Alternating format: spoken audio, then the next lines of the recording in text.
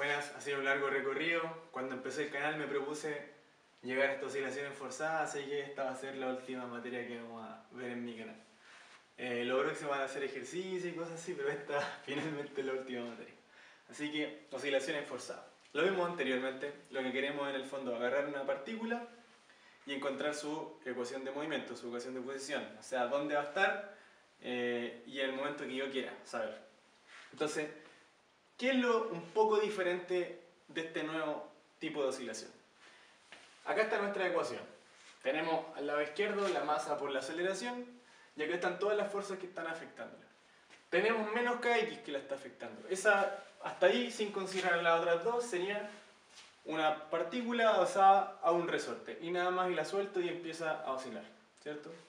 Ya ahí tenemos esa primera fuerza. Luego se agregó la amortiguada, que era una fuerza de roce que era, podríamos pensarla como que el resorte está metido en miel. Entonces ahí habían tres casos: subcrítico, supercrítico y crítico. En el caso subcrítico, masita iba a oscilar, pero cada vez menos, y al final iba a parar, producto de este roce que le producía el medio. Y luego vamos a agregar ahora una nueva fuerza, que va a ser esta acá, F0 coseno de WT. Si se dan cuenta, esto es un número que va a estar variando entre más F0 y menos F0. O sea, es una fuerza que está afectando a una partícula y de repente le afecta mucho, de repente no la afecta y de repente le afecta harto, pero para el otro lado. Entonces podríamos pensar, por ejemplo, que una masita que está adosada a un resorte, que el resorte está metido en miel y esa masa, por ejemplo, tiene una carga eléctrica y está metido todo esto dentro de un campo eléctrico que está variando con respecto al tiempo, de esa manera. O sea que el campo de repente tira la carga positiva de la masa para un lado, de repente la tira para el otro lado y así. Entonces, eso es. Esto en general se usa de hecho para modelar campos eléctricos que van variando. Y se usa esto también para analizar como partículas que uno tira ahí en este campo eléctrico que va variando, qué es lo que va pasando con esas particulitas, y etcétera, etcétera. Entonces tenemos que aprender a resolver este tipo de ecuación diferencial y ver qué es lo que va a pasar al final, cuál va a ser el comportamiento final de nuestra particulita. Una cosa igual que hay que tener en consideración: si solamente teníamos el menos kx y no había nada más, nosotros sabíamos que la partícula iba a oscilar con un W0 al cuadrado igual a k dividido m. Y ese iba a ser infinito en el fondo, ¿sí? No iba a parar nunca de oscilar. Si le agregamos el amortiguado, iba a cambiar, en el caso subcrítico, la frecuencia con la que esto iba a oscilar. Iba a ser distinta a W0 y, bueno, cada vez la partícula iba a ir acercándose más al punto de equilibrio y al final iba a parar. Esta fuerza de oscilación, la fuerza que hace que esto sea un oscilador forzado, ese WF no tiene nada que ver con el W0 que digamos está en el oscilador armónico simple sin nada, ni con el W del amortiguado. O sea, este es una fuerza que está oscilando ahí a su propio ritmo, que no tiene nada que ver con el resto de las cosas. Puede que naturalmente el oscilador iba a oscilar con una frecuencia, digamos, pequeñita, pero nosotros acá metemos una fuerza que oscila así.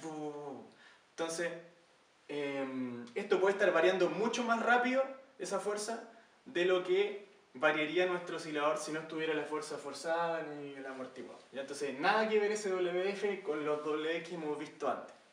Entonces, ya, lo primero que hay que hacer para resolver esta cuestión es preguntarse: ¿cómo se debería ver una posible solución de esto? O sea, imaginándolo. Nosotros tenemos una cuestión que debería, si estuviese sola, oscilar así. Si le ponemos un amortiguamiento, claro, debería bajar un poco la velocidad de oscilación, pero acá le vamos a meter una fuerza que lo está afectando y esta fuerza también varía con respecto al tiempo. O sea, a veces te tira mucho para un lado, a veces te tira para el otro y así. Y va haciendo todo el rato haciéndole esto a esta masita.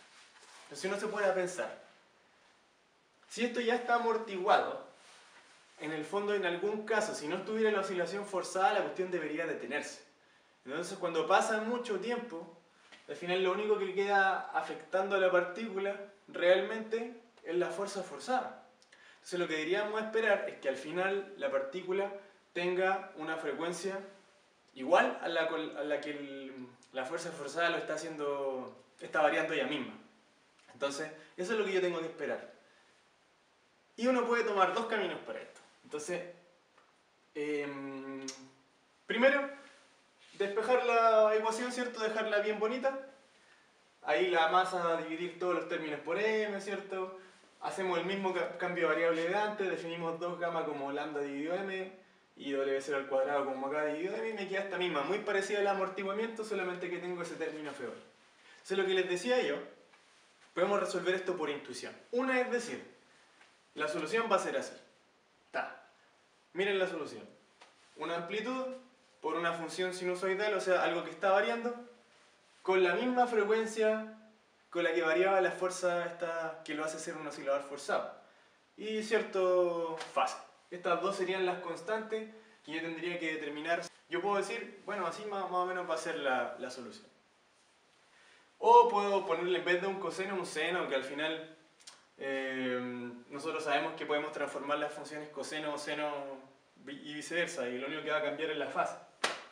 Así que ese es un método por el cual nosotros podemos resolver el oscilador forzado. Suponemos una solución de este tipo, la reemplazamos en nuestra ecuación y hacemos un tremendo despeje porque hay que derivar esto una vez y hay que derivarlo otra vez y después un manso leseo, y llegamos al final, cuando uno hace eso y después de mucho trabajo, llegamos a que la amplitud tiene que ser de esta manera y que la fase tiene que tener este comportamiento, que la tangente de la fase tiene que dar esta división de acá. Yo pillé dos libros en los que parten asumiendo que la solución va a ser así, y yo pillé otro libro en el que parten suponiendo que la solución va a ser así. En ambos libros la A es la misma, exactamente lo mismo, pero acá como partieron con la función coseno y con un más alfa, y aquí partieron con la función seno y acá un menos beta, dieron valores distintos para estas cosas, que eran dadas vueltas, ¿no?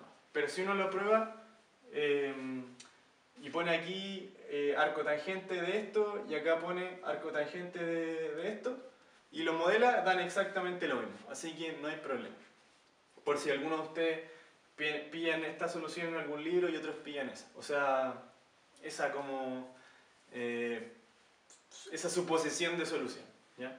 Entonces, eso es lo que uno puede hacer, suponer esa solución, reemplazarla en la fórmula y encontrar en el fondo la amplitud y la fase. Eso para mí yo encuentro que es un trabajo muy tremendo y es difícil. Entonces vamos a usar otro método que ya hemos usado antes, que es intuitivo, igual es largo, pero yo lo encuentro mejor. Y aparte de que se usa harto este tipo de forma para resolver ecuaciones diferenciales. Así que aquí va. Vamos a resolverlo directamente. Entonces, ¿qué vamos a hacer? Primero, hay que darse cuenta de algo. Acá nosotros tenemos un coseno a la derecha y eso va a ser un poco difícil en las cosas. Nosotros ya teníamos una técnica para resolver el oscilador amortiguado, que era aquí reemplazar, ¿se acuerdan? Una e elevado a algo, y eso había funcionado. Si ahora reemplazo la e elevado a algo, con ese coseno no voy a poder cancelar la e elevado a algo. Entonces hay que pensar un poco.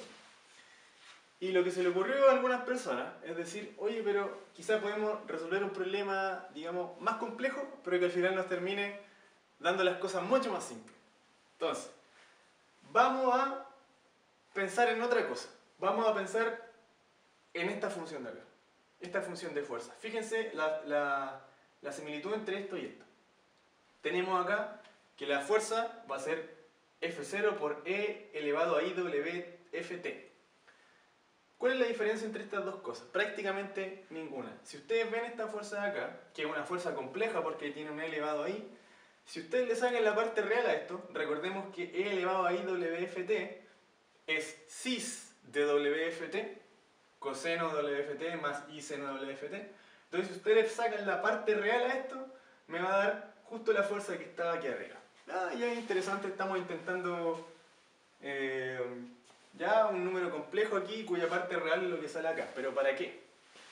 Porque si yo en vez de resolver esta ecuación, la normal, resuelvo esta con la e elevado a i wft, cuando yo aplique el método que ocupamos para resolver el oscilador amortiguado, es decir, suponer una solución que tenga una forma de exponencial, ahora sí yo voy a poder sacar todas esas exponenciales y me va a quedar algo para poder despejar.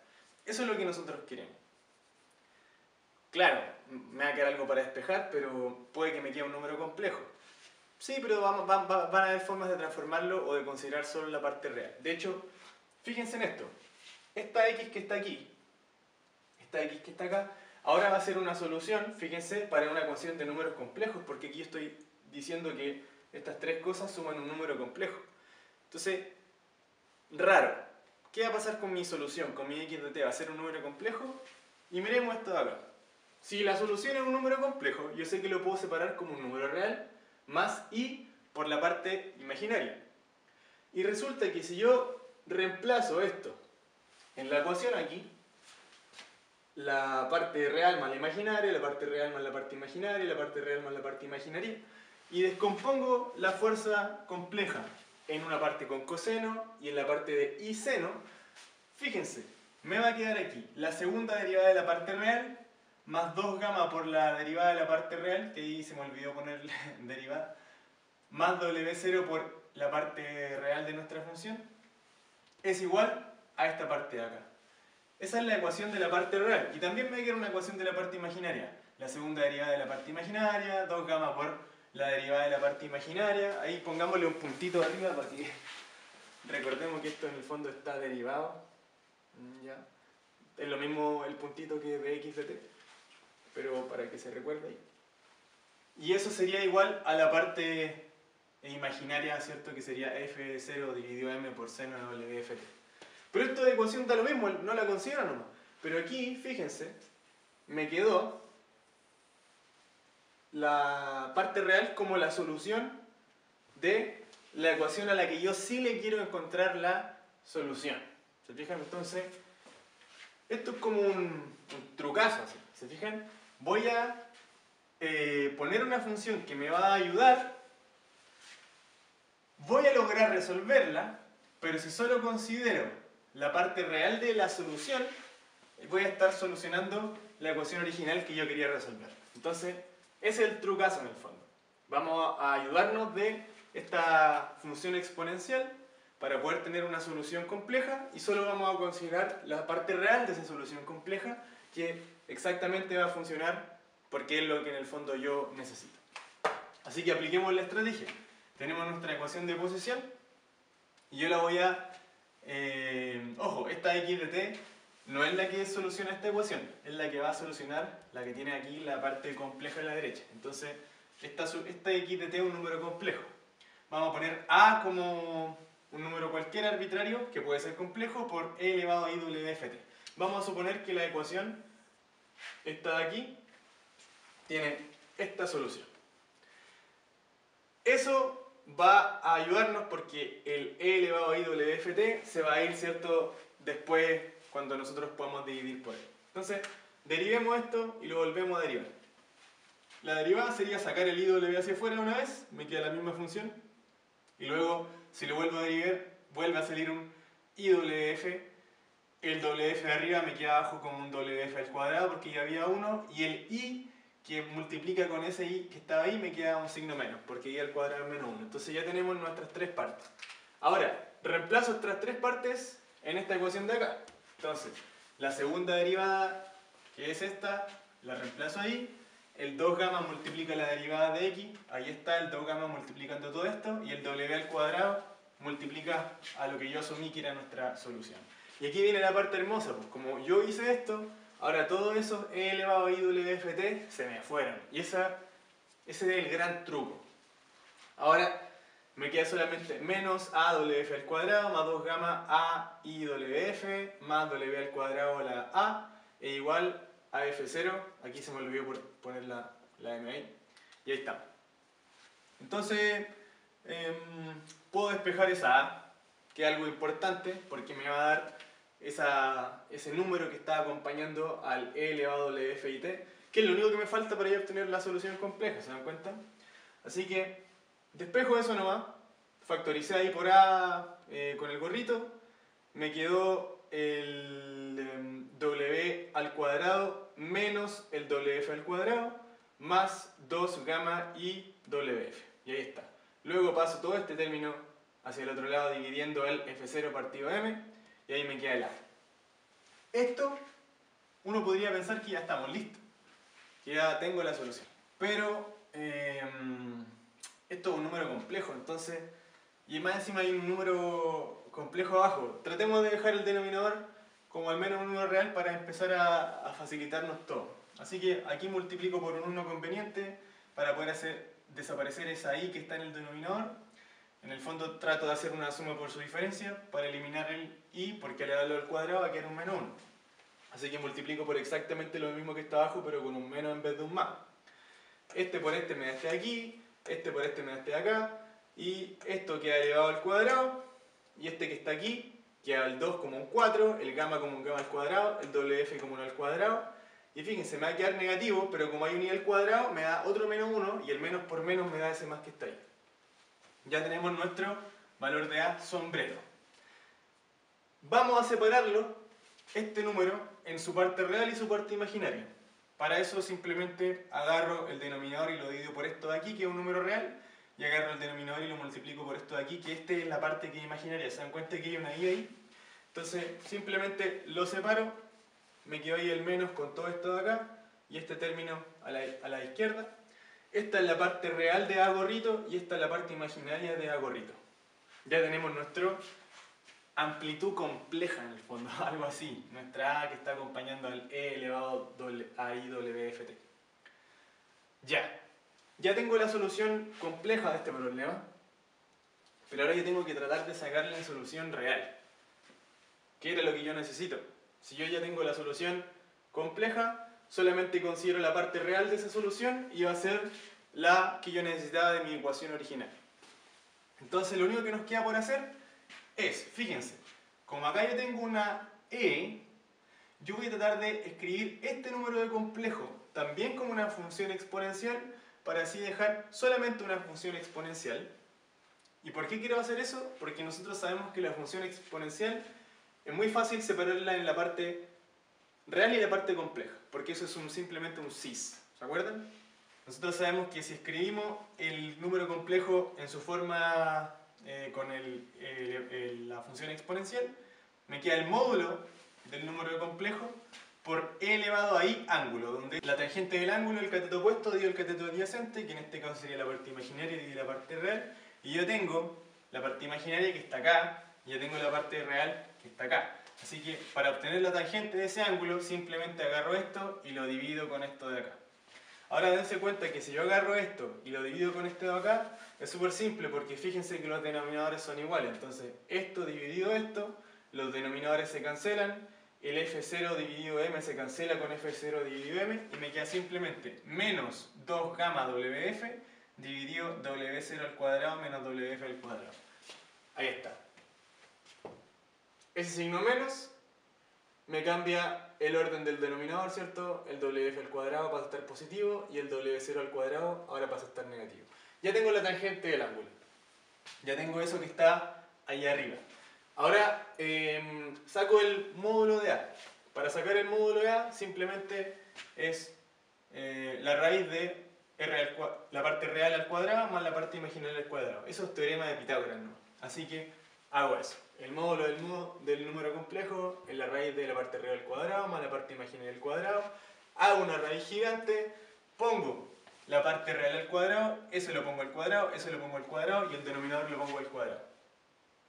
Ahí está.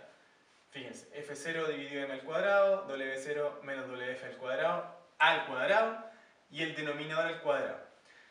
¿Por qué puse los dos abajo del mismo denominador? Porque como los tengo que sumar y los dos tienen el mismo denominador, simplemente pongo el mismo denominador al cuadrado. Y la parte imaginaria también tiene que estar al cuadrado, que sería f0 dividido m al cuadrado por el 2 gamma wf al cuadrado.